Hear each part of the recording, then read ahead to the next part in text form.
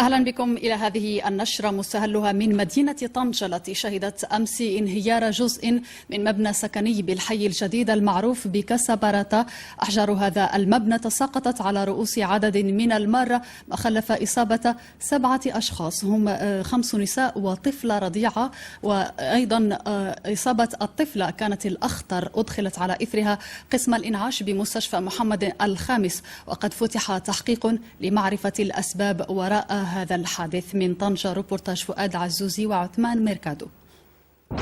هذا الجدار المتكسر على الرصيف هو جزء من مبنى بالحي الجديد أو حي كسبرة بطنجة. انهار الجدار ليقع على المارة مصيبا 7 منهم بجروح متفاوتة الخطورة. تم نقلهم أمس إلى المركز الاستشفاء الجهوي محمد الخامس لتلقي العلاج، بينهم 4 نساء من أسرة واحدة.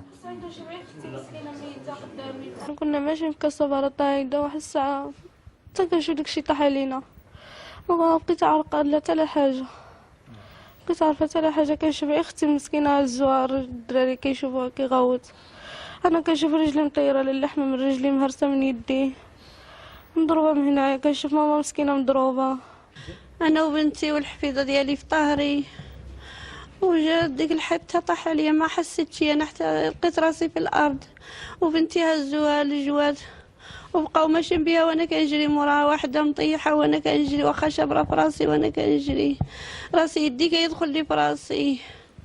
اي والله مالك الحمد. ومن بين المصابين 7 طفلة رضيعة لم يتجاوز سنها 40 يوما نجت بأعجوبة، إلى جانب 3 آخرين غادروا المستشفى، وبقي 3 بينهم طفلة ترقد في قسم العناية المركزة.